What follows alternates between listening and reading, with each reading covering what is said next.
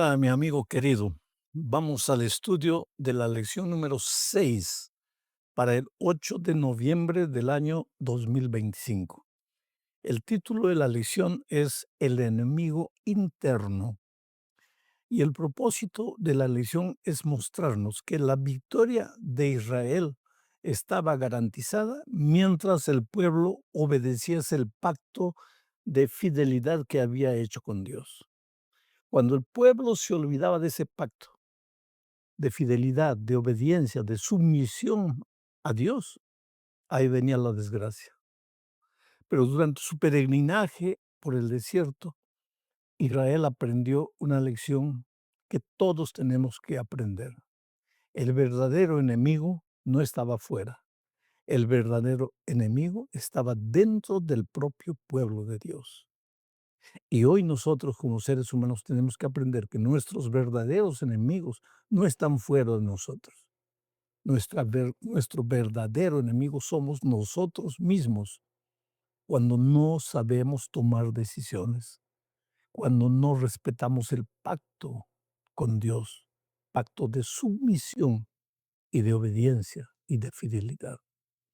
Entonces vamos al estudio de esta lección viendo el primer subtítulo, incumplimiento del pacto. La obediencia del pacto aseguraba, garantizaba la victoria del pueblo de Israel, pero a veces el pueblo se olvidaba de eso. Leo lo que dice Josué 7:11. Israel ha pecado y aún han quebrantado mi pacto que yo les mandé y también han tomado del anatema y hasta han hurtado, han mentido y aún lo han guardado entre sus enseres. ¿En qué circunstancias fue escrito este texto? Bueno, Israel mandó espías, Josué mandó 2 espías en nombre de Israel para visitar una ciudad llamada Ai. Y los espías volvieron diciendo, es un pueblo pequeño, no necesitamos preocuparnos. Vamos a mandar unas 3,000 personas, unos 3,000 guerreros y es suficiente. Ellos sufrieron una, una derrota terrible, humillante. Fueron corridos, expulsados, muertos. Y entonces, pues delante de la derrota, todos nos conmovemos. Tú sabes que a veces en la victoria de la victoria tú no sacas lecciones, porque la victoria estás ahí ofuscado con tanto aplauso, todo el mundo te felicita, todo el mundo te admira, te entrega recompensas, premios, coronas, medallas. Ahí no aprendes nada. Pero cuando sufres una derrota y todos se van y te quedas solo y triste y abandonado y rechazado, ahí tienes tiempo para la reflexión y te das cuenta dónde fallaste. Después de la batalla, de la victoria extraordinaria de Jericó, pues el pueblo de Israel estaba tan ofuscado con la victoria que no tuvieron tiempo para la reflexión. Fueron ahí, a la ciudad, ahí, y sufrieron una derrota escandalosa. En estas circunstancias viene el texto que acabo de leer. Y Dios le dice, Israel ha pecado y aún han quebrantado mi pacto que yo les mandé. En realidad Israel no había pecado. Aquí en este texto se menciona por lo menos 5 pecados. Mira, han quebrantado mi pacto, han tomado del anatema, han hurtado, han mentido, han escondido los enseres prohibidos.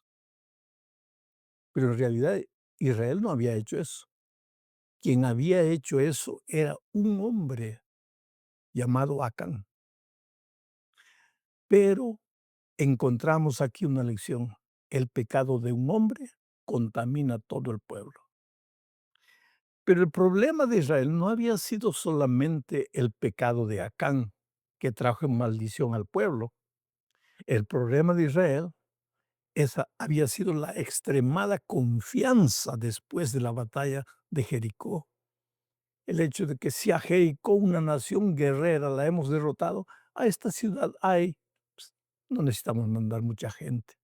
Esa confianza, en ningún momento Dios le dijo: "Vayan y conquisten". Ellos lo hicieron por voluntad propia, por suficiencia propia, por orgullo, por vanagloria. Habían derrotado a una grande nación, ¿cómo nos derrotarían a este pueblo? Y sin embargo sufrieron una escandalosa derrota. Vamos a la segunda parte de este estudio, el pecado de Acán. Leo Josué capítulo 7, versículo 7, dice: "Y Josué dijo: Ah, Señor Jehová, ¿por qué hiciste pasar a este pueblo el Jordán para entregarnos en las manos de los amorreos, para que nos destruyan? Ojalá nos hubiéramos quedado al otro lado del Jordán". Mira, el grande líder Josué haciéndole este tipo de reclamación a Dios. ¿Para qué nos hiciste pasar a este lado? Para sufrir derrota. Pero cuando fueron sin permiso de Dios a conquistar ahí no necesitaban de Dios. Ahora necesitaban de Dios. ¿Para qué? Para quejarse, para llorar, oh Señor, ¿para qué nos trajiste? Pero en ningún momento ellos dijeron, oh Señor, ¿por qué fuimos sin pedirte consejo? ¿Por qué fuimos llevados por nuestro orgullo? No, no. El problema es ese, que vuelvo a repetir, las grandes lecciones se aprenden de las derrotas, no de las victorias. El pueblo de Israel debería haber agradecido a Dios, reflexionado a Dios y no debería haberse atrevido a partir en dirección de Ai sin el consentimiento de Dios. Pero fueron sin permiso de Dios. Los espías que investigaron la ciudad de Ai volvieron diciendo: "Es un pueblo chiquito, no necesitamos gastar tanto recurso humano, vamos a mandar 3,000 personas suficiente". Y esos pobres 3,000 murieron, huyeron, fracasaron terriblemente. Esto nos lleva a la tercera parte, decisiones equivocadas. Los grandes pecados de la vida nacen en la cabeza. Tomamos decisiones erradas. Nadie peca porque pecó. El pecado empieza en la cabeza de alguna o de otra manera.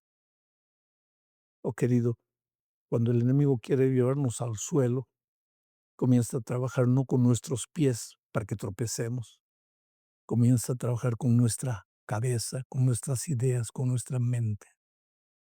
Y generalmente preocupado en las cosas de esta tierra, atraídos por las cosas de esta tierra, nos olvidamos de la comunión con Dios y ahí nuestra caída puede ser estrepitosa. Ahora, cuando Acán pecó y trajo maldición al pueblo de Israel, Josué mandó llamar a Acán. En esta ocasión Josué es un vocero de Dios. Y mira lo que dice. Josué 7:19. Entonces Josué dijo a Acán: Hijo mío, da gloria a Jehová, el Dios de Israel, y dale alabanza y declárame ahora lo que has hecho, no me lo encubras. Es interesante la manera como Josué se aproxima de Acán. Hijo mío, crea confianza. Hasta los peores pecadores merecen misericordia y amor. Es triste cuando alguien cae como los otros seres humanos, tan pecadores como el que cayó. Nos sentimos en el derecho de maltratar, de humillar, de herir, de golpear. Josué, que había pecado de cierta manera al no consultar con Dios para conquistar a Ai, Au había confiado en sus propias fuerzas para mandar espías y después invadir sin la permisión de Dios. Ese Josué tuvo la capacidad de hollarse a sí mismo, mirarse a sí mismo y después decirle a Acán: "Hijo mío, yo te entiendo, tú eres un ser humano, tu pecado no es mi pecado, Nuestros pecados son diferentes a los ojos de los hombres, pero a los ojos de Dios tú eres tan pecador cuanto yo. Hijo mío, alaba el nombre de Dios. Humíllate ante Dios. Nadie puede alabar a Dios si no se humilla ante Él. ¿Y qué quiere decir humillarse ante Dios? Reconocer que tú eres ser humano, reconocer que Dios es Dios. No justificar tu pecado, no tratar de explicar tu pecado, simplemente humillarte, reconocer. Y entonces Josué le dice, ahora declárame qué es lo que has hecho. Y si tú ves el resto de la historia, vas a ver que Acán dice, sí, erré. No debería haber tomado lo que Dios dijo que no debía tomar. No debería haber hecho lo que Dios dijo que no debería hacer. Fui humano, fui culpado, traje vergüenza, traje dolor, traje tristeza a mi pueblo. Todos los seres humanos cargamos en nosotros lo que se llama la naturaleza pecaminosa. El pecado de todos no es igual ante los ojos de los hombres, pero ante Dios es el mismo pecado. Por eso la Biblia dice que todos pecamos y estamos destituidos de la gloria de Dios. No hay justo, ni siquiera uno. Desde la cabeza hasta los pies, todo es llaga podrida. Cabeza, pensamientos, pies, acciones, todos cargamos la naturaleza pecaminosa. Y es por eso que todos dependemos de Dios, buscarlo cada día y orar arrepentidos a sus pies. Cada día es un nuevo día. Por eso Elena de White dice, conságrate a Dios cada mañana. Haz de este tu primer trabajo. Cada día es una página en blanco que Dios nos entrega. Acán falló, el pueblo de Israel falló, Josué falló, todos fallaron. Consecuencia, la derrota triste frente a una ciudad pequeña llamada Ai. Ahora, la confianza de Dios no acaba. El hecho de que has caído una vez no quiere decir que ya caíste para siempre, que no te puedas levantar. E Israel se levantó. Y ahora Dios le mostró que cuando respetas el pacto de amor y fidelidad con Él, las cosas pueden cambiar a tu alrededor. Mira lo que dice Josué 8:7. Entonces vosotros os levantaréis de la emboscada y tomaréis la ciudad, pues Jehová vuestro Dios la entregará en vuestras manos. Voy a contarte el contexto para que entiendas el texto. Después que todo pasó, ya Josué pidió perdón a Dios, clamó a Dios. eh, Acán reconoció su pecado, fue castigado por su pecado. El pueblo de Israel fue humillado por su atrevimiento de ir a conquistar ahí sin el permiso de Dios. Después de todo eso, porque siempre hay un después, porque Dios es el Dios de las oportunidades, porque el hecho de que fracasaste hoy no quiere decir que te quedas fracasado para siempre. Ahora sí, Dios le dijo al pueblo de Israel, vayan a la ciudad de Jai, vamos a conquistarla.